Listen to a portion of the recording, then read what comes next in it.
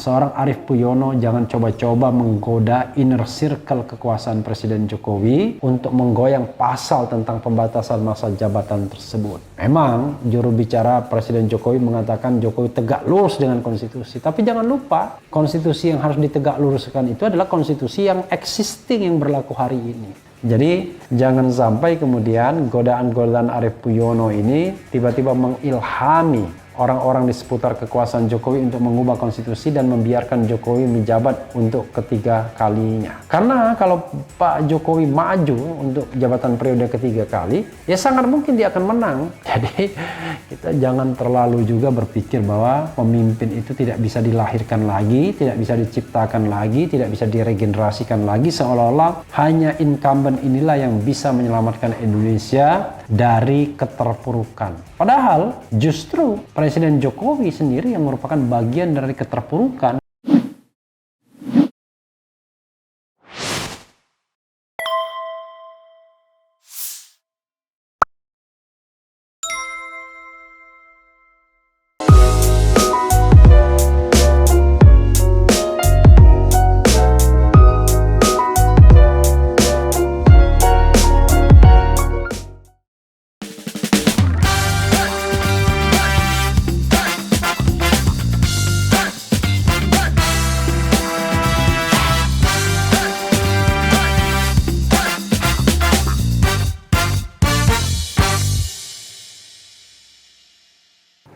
Assalamualaikum warahmatullahi wabarakatuh, Sobat RH sekalian. Jumpa lagi kita di channel yang keren ini, Keren Cerdas. Kita bacakan mengenai Arief Poyuono. Saya nanti spellingnya kita perbaiki ya. Entah Poyuono, Arief Puyono akui ingin tampar jerumuskan Jokowi soal 3 periode. Luar biasa ya. Sebagaimana dilansir CNN Indonesia, kita bacakan. Karena bagi saya orang seperti Arief Puyono ini ya agak aneh ya. Kemudian sama anehnya dengan Kodari yang mengusulkan 3 periode jabatan.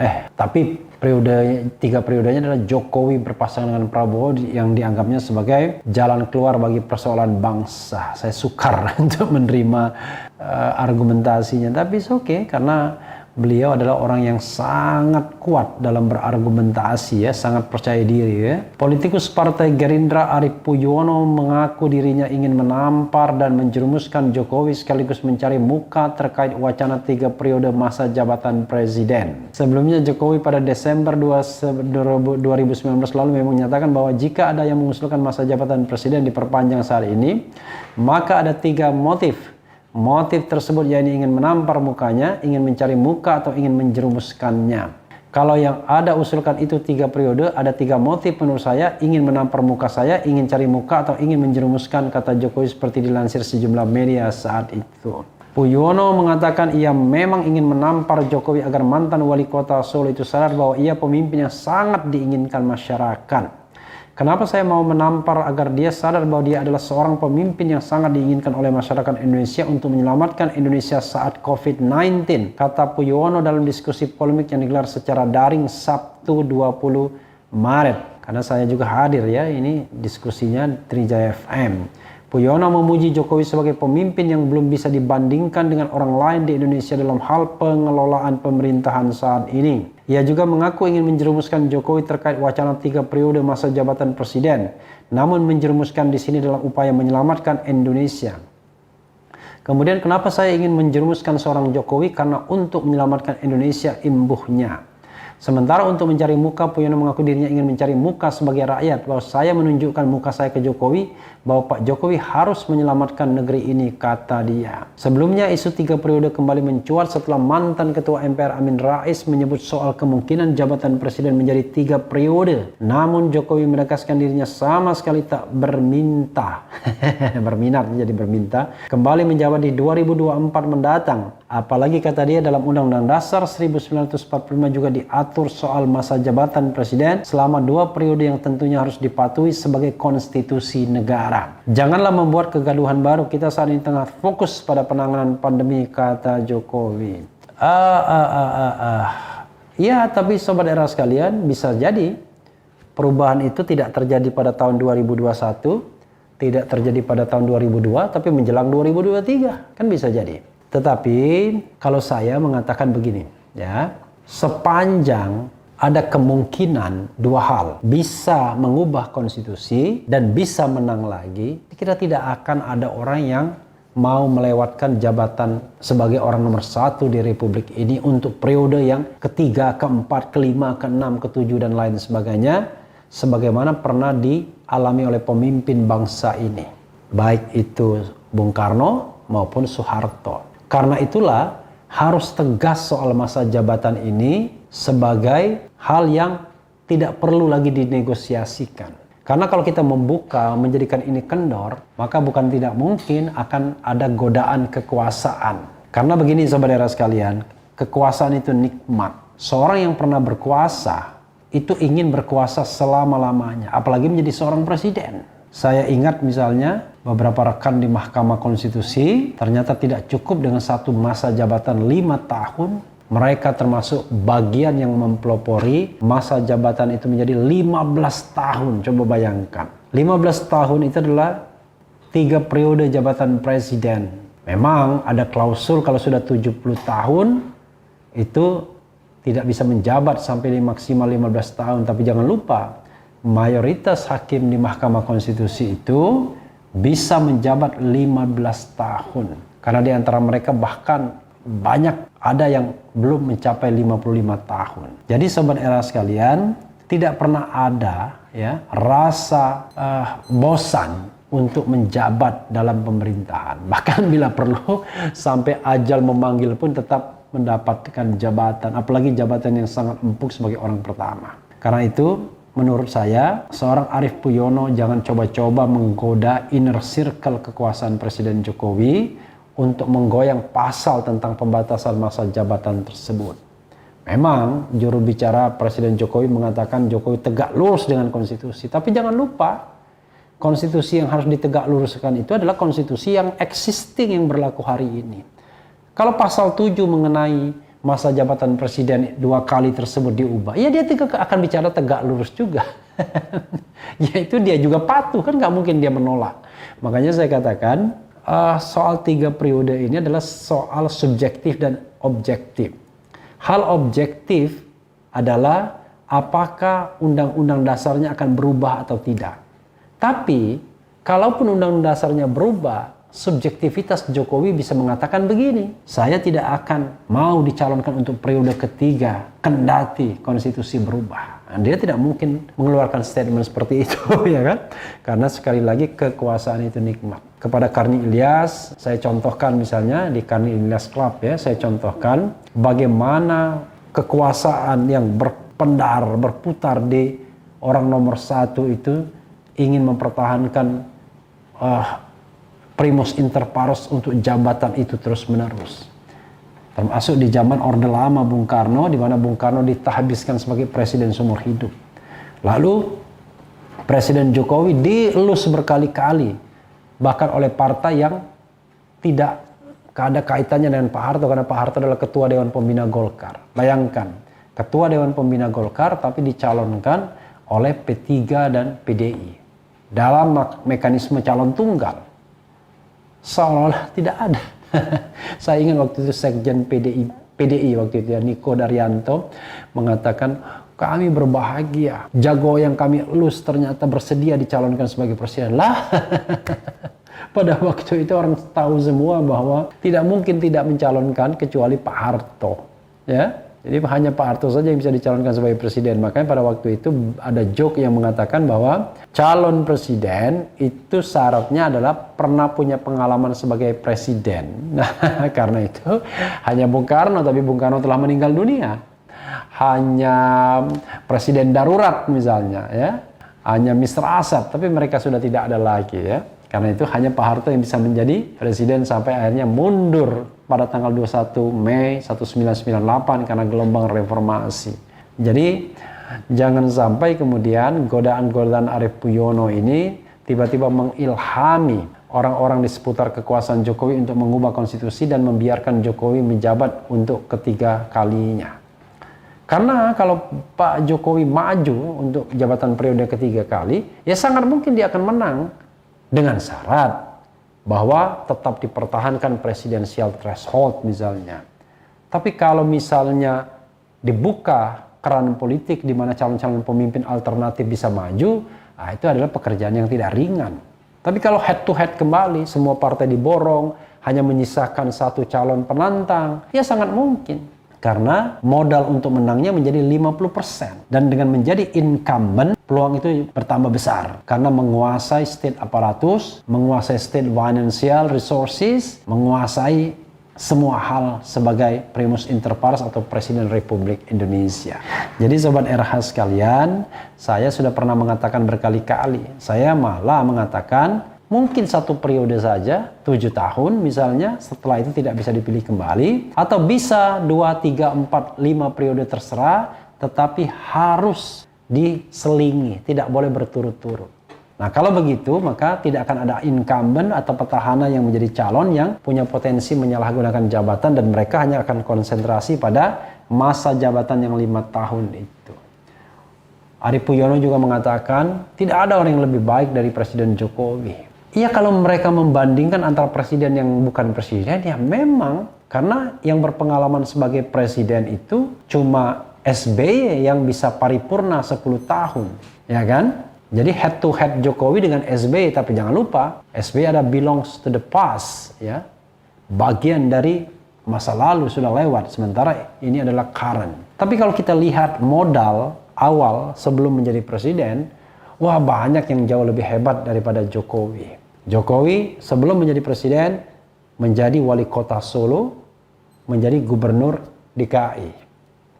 Dan jangan lupa gubernur DKI-nya hanya 2 tahun. Menjadi wali kota Solo pun juga tidak paripurna 2 periode. Memang dia memenangkan pertarungan itu terus menerus.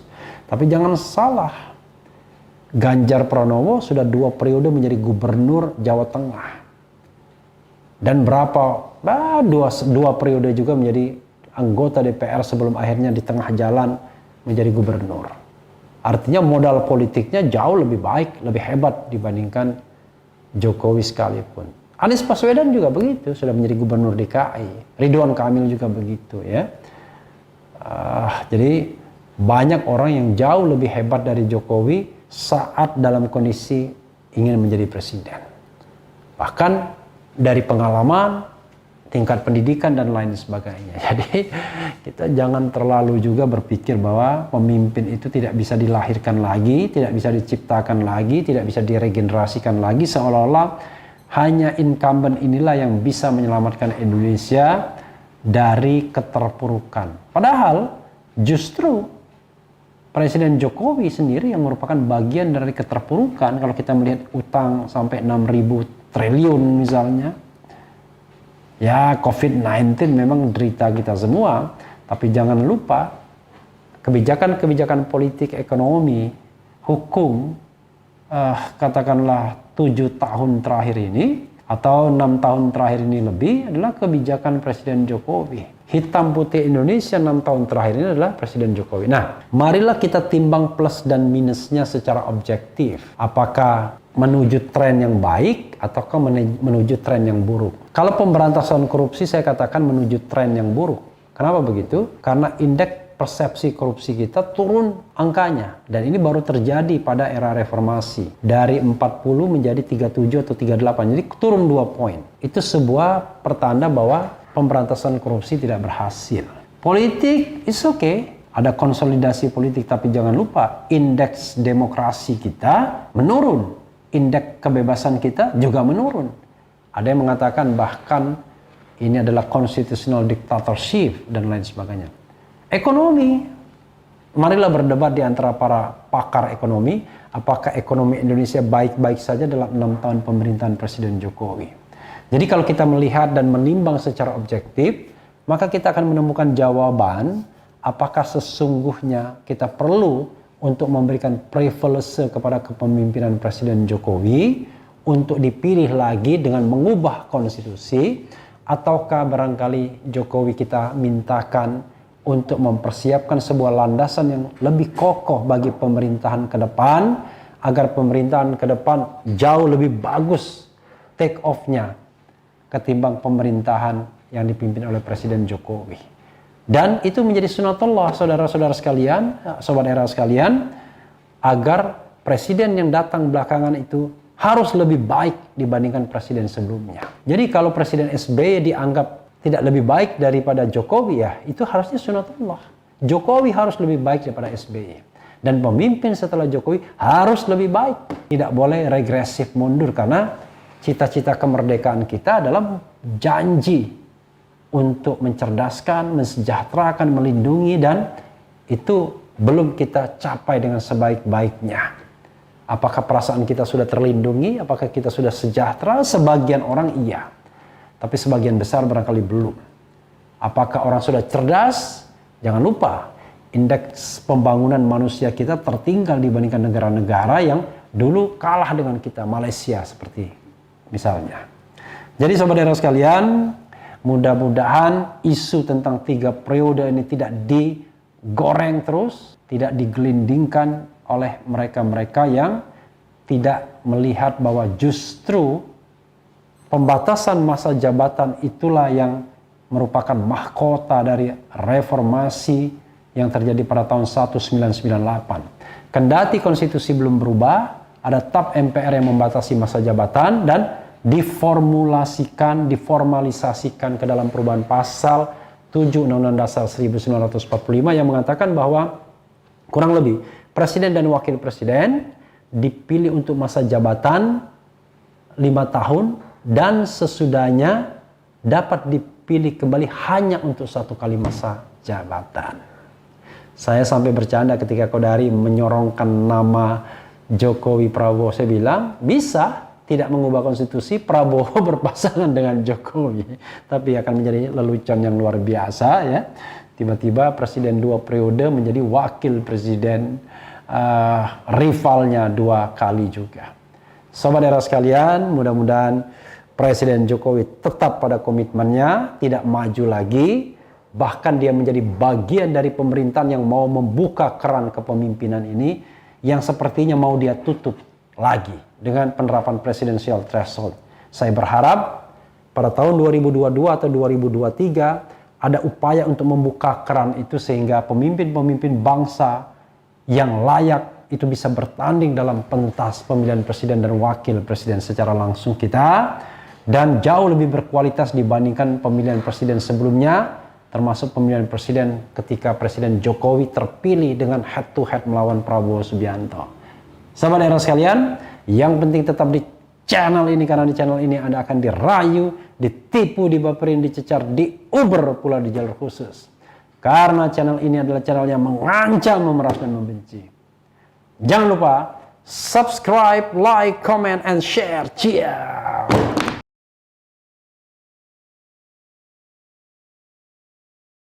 Assalamualaikum warahmatullahi wabarakatuh. Sobat RH sekalian, jumpa lagi kita di channel yang keren ini. Keren cadas ya. Ya sobat RH sekalian, kita mulai pagi ini ya dengan pembahasan soal ambisi 3 periode. Nah ini menarik, ini ada berita ini ya. Sebelumnya selamat pagi dulu ya. 3 triliun bikin Jokowi 3 periode. Rocky Gerung bongkar skenario istana dan oligarki. Coba kita lihat ya, apa skenario istana dan oligarki ya. Saya masih pakai pakaian Gus Miftah ya.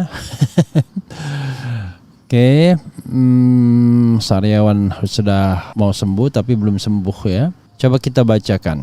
Suara Sumatera, wacana perpanjangan masa jabatan Presiden Joko Widodo Jokowi dengan agenda penundaan pemilu tampak makin nyata disuarakan. Bahkan ada sinyal-sinyal yang diberikan tokoh politik sekaligus kepala kelembagaan negara. Karena itu pengamat politik Rocky Gerung pun menilai sinyal agenda Jokowi tersebut makin dimunculkan guna menguji opini publik. Pernyataan ini disampaikan Rocky Gerung saat membahas tulisan Desmond J. Mahesa yang berjudul Gelagat Penundaan Pemilu Kembali Mengemuka Pertanda Apa apa. Rocky Gerung awalnya mengungkapkan jika para elit politik Indonesia saat ini sangat oportunis. Tulisan yang dibuat Desmond seolah menjadi sinyal atau peringatan dini dari orang dalam terkait potensi perpanjangan pemilu tersebut. Saya mengenal Desmond ini sebagai teman. Dia juga aktivis meski orang partai. Tampaknya ia tahu apa yang jadi permainan dalam. Itu muncul tulisan soal potensi perpanjangan pemilu, ujar Rocky di kanal YouTube miliknya.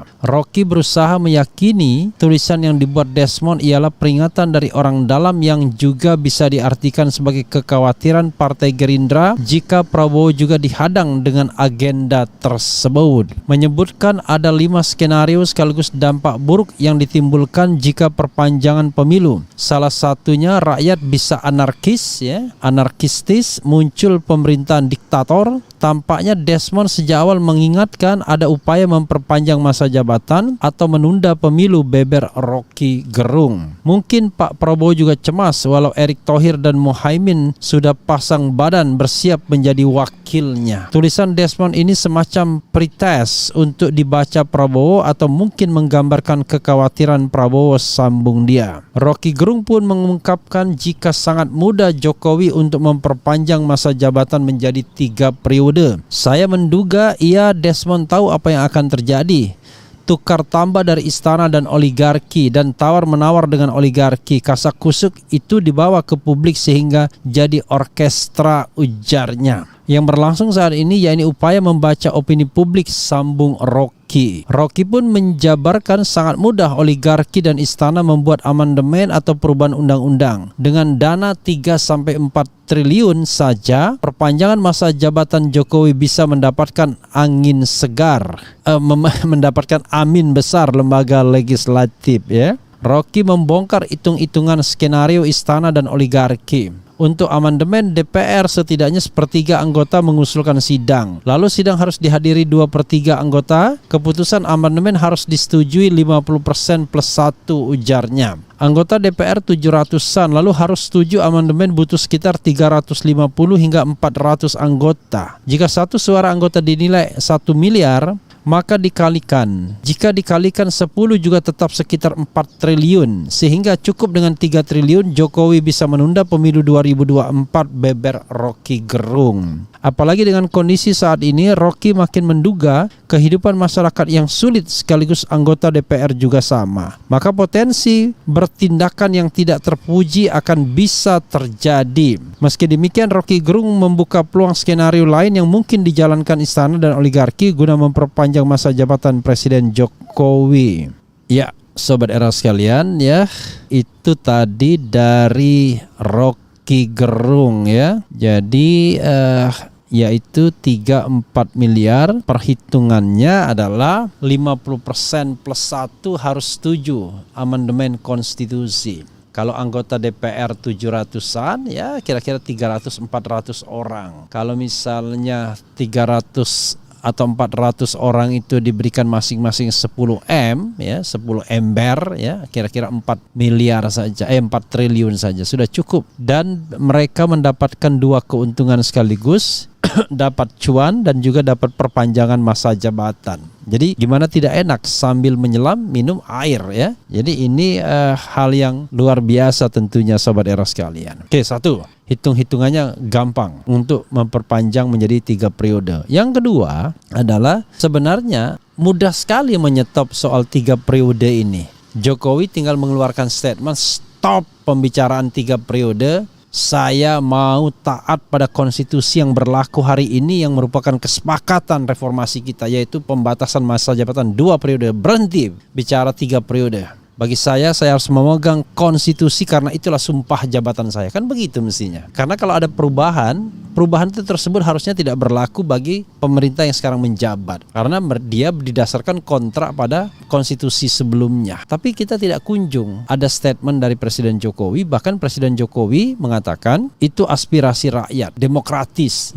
Walaupun awalnya mengatakan mereka yang bilang 3 periode itu adalah ingin menjerumuskan, ingin menampar atau ingin mencari muka. Tapi ternyata di Jokowi Center bilang 3 periode. Muhammad Kodari terus dengan skenario yang gak masuk akalnya yaitu Jokowi Prabowo, ya. sampai diundang di mana-mana, membawa kaos dan lain sebagainya. Kita juga heran kenapa seorang Kodari kok bisa begitu, yang notabene teman saya juga ya. Dan berikutnya ya, kalau saya lihat memang Presiden Jokowi dan istana plus oligarki memang sengaja, bukan sengaja, memang ada niat, ada intention untuk memperpanjang masa jabatan kalau bisa sampai 3 periode. Mereka sekarang sedang testing the water setelah isu atau proposal ini ditolak kira-kira setengah tahun yang lalu, dan justru proponen penolakan adalah partai Jokowi sendiri, yaitu PDIP ya, ada juru bicaranya Masinton Pasaribu dan lain sebagainya. Sekarang proposal itu diajukan lagi dengan juru bicara 2 kepala lembaga ya. Satu adalah Lanyala Mahmud Mataliti ya, yang bicara di dalam Munas HIPMI, Himpunan Pengusaha Muda Indonesia, yang mengusulkan kembali kepada Undang-Undang Dasar 1945 dan kemudian mempersilahkan untuk masa jabatan diperpanjang. Dan yang kedua adalah Bamsud yang selalu bicara mengenai hal-hal yang barangkali merupakan skenario buruk atau kejadian-kejadian buruk jelang pemilu yang harus dievaluasi untuk kemudian sampai atau tiba pada kesimpulan perlunya penundaan pemilu. Nah, di sini persoalannya adalah ya, yang membuat ulah, yang membuat masalah adalah kekuatan istana sendiri. Misalnya dengan tidak meloloskan Partai Umat misalnya. Patut diduga dalam tanda kutip bahwa ini seperti ada permainan, karena Partai Umat adalah partai yang berada di jalur atau di oposisi. Kehadiran Partai Umat tentu akan mengancam PAN, mitra strategis istana saat ini. Sebaliknya, partai yang dianggap bakal menggembosi atau mengurangi suara dari the ruling opposition ya, partai-partai oposisi seperti PKS diloloskan. Gelora lolos karena dianggap rival PKS, kemudian PKN lolos karena dianggap rival Demokrat. Ini analisis yang berkembang ya. Karena itu kalau kita lihat misalnya gonjang-ganjing pemilu, justru pangkal persoalannya adalah kekuasaan sendiri yang seolah-olah ingin mengintervensi. Orang percaya enggak ya, tidak lolosnya Partai Umat itu genuine karena tidak lolos, atau karena memang ada dalam tanda kutip permainan? Marilah kita jawab dengan jujur ya, karena kalau kita bandingkan dengan partai-partai baru ya, yang sama sekali tidak kelihatan kiprahnya. Partai Umat kan lumayan dibesut oleh Amin Rais, kemudian juga punya pengalaman sebelumnya, mereka bisa aware ya dengan aktivis-aktivis politik yang sudah berpengalaman. Partai baru saja bisa lolos ya, partai-partai yang kita tidak tahu kiprahnya bisa lolos. Tapi kenapa Partai Umat satu-satunya partai yang tidak lolos verifikasi faktual? This is the question tentunya. Nah, mudah-mudahan Bawaslu tidak diintervensi untuk menegakkan kebenaran dan keadilan. Lagi pula saya selalu punya sikap, mengapa orang kemudian melarang partai politik ikut pemilu? Kan aneh rasanya. Mereka sudah bersusah payah membuat partai politik jauh lebih baik daripada mereka menjadi gerombolan liar begitu ya. Makanya saya katakan harusnya kita membolehkan pemilu itu dengan 2 divisi. 1 divisi utama, partai-partai yang lolos parliamentary threshold dulu. Kedua, divisi pratama, partai-partai yang baru atau partai-partai yang tidak lolos parliamentary threshold. Kalau mereka mendapatkan jumlah kursi tertentu, persentase tertentu di provinsi, misalnya 50% atau 75% plus 1, dan kemudian 50% plus 1 di kabupaten kota misalnya, ya kira-kira kalau 3/4-nya dari 38 provinsi dihitung sendiri, lalu 514 dihitung sendiri, maka mereka bisa naik ke divisi utama. Begitulah, selalu yang divisi utama tidak lolos parliamentary threshold, maka dia turun ke divisi pratama. Jadi partai itu tidak dilarang untuk besar, tidak dilarang untuk berdiri, dan tidak dilarang untuk ikut pemilu. Ini jauh lebih demokratis dan bisa menjamin bahwa tidak ada kelompok-kelompok liar di luar pemilu yang justru akan mengganggu stabilitas, karena mereka dijamin untuk dapat mengikuti pemilu secara gradual, bahwa mereka harus memulai dari bawah, dari kabupaten kota dulu. Baru kemudian bisa ke tahap nasional kalau memang secara de facto partai mereka itu partai nasional. Ini kan kadang-kadang partai bubblegum semua, mengaku sebagai partai nasional, padahal sesungguhnya tidak jelas eksistensinya di masyarakat dan tidak jelas juga perwakilannya ada real atau tidak ya. Oke, sobat era sekalian, itu yang kita lihat ya coba kita bacakan soal oligarki 3 periode ini yang menurut Rocky Gerung cukup dengan 3-4 triliun saja, maka selesailah ya. Nah, dengan satu lagi sobat era sekalian, itu kalau kita mengandalkan perubahan konstitusi. Kalau kita mengandalkan perubahan konstitusi, maka 3-4 triliun. Tapi bagaimana kalau kita kemudian tiba-tiba presiden menuruti apa yang disampaikan atau diusulkan oleh Lanyala Mataliti ketua DPD, yaitu dekret presiden. Sebagaimana dekret presiden 5 Juli 59, maka tidak perlu yang namanya 3-4 triliun, tetapi yang perlu adalah dukungan militer. Dukungan militer terutama Angkatan Darat ini bisa mengubah konstelasi politik. Nah, mudah-mudahan ini tidak menggoda militer ya untuk membackup Presiden Jokowi kembali kepada Undang-Undang Dasar 1945 dekret ya, dengan peluang dia bisa menjadi calon presiden lagi karena memang tidak ada pembatasan masa jabatan presiden di konstitusi Undang-Undang Dasar 1945 versi dekret 5 Juli 59, dan bahkan pemilihan hanya oleh Majelis Permusyawaratan Rakyat. Jadi uang 3-4 triliun tadi itu bisa digunakan untuk pemilihan presiden di Majelis Permusyawaratan Rakyat. Gawat kan? Ya gawat lah pasti ya. Jadi dengan dekret tersebut mereka bisa bertahan sebagai anggota DPR plus anggota MPR, maka ini win-win solution. Jadi sambil menyelam minum bir jadinya. Oke sobat era sekalian, jangan lupa ya produk keren cadas ya. Terima kasih mereka yang sudah membeli produk-produk keren cadas. Madu ya, madu itu ada madu kecil juga ya, ukuran kecil. Kemudian ada juga jahe merah, ada juga kopi, ada juga gula aren ya. Terima kasih dan antusiasme masyarakat ya. Jangan lupa stiker keren cadasnya disimpan atau bungkusnya untuk kenang-kenangan ya. Keren cadas, termasuk juga produk-produk polo shirt, kemudian jaket dan juga rompi seperti yang saya pakai ini. Keren cadas, dan kepada mereka yang sudah menerimanya boleh dipakai dan kemudian buat video ya atau buat gambar dan kita akan tampilkan ya. Dan sudah ada ratusan lebih ya komunitas keren cadas di dalam WA saya ya. Memang sengaja kita, mereka yang membeli produk, kita bikin komunitas keren cadas ya. Sudah ada ratusan yang tergabung dalam komunitas. Jadi memang syaratnya membeli produk saja biar terseleksinya begitu. Jadi alhamdulillah ya, partisipannya sudah 170 partisipan di komunitas keren cadas kita. Sobat RH sekalian, coba kita bacakan komentar Sobat RH terkait dengan hal ini. Politikus koalisi rezim pengkhianat NKRI tolak boneka oligarki berkuasa bagi yang sudah jelas-jelas melanggar konstitusi. Haram pilih partai koalisi rezim. Apakah rakyat akan bergerak? Saya tidak yakin rakyat Indonesia mau bergerak karena dalam hal ini bukan saja rezim yang bermain, tapi kekuatan paranormal pun ikut bermain kecuali Allah turun tangan.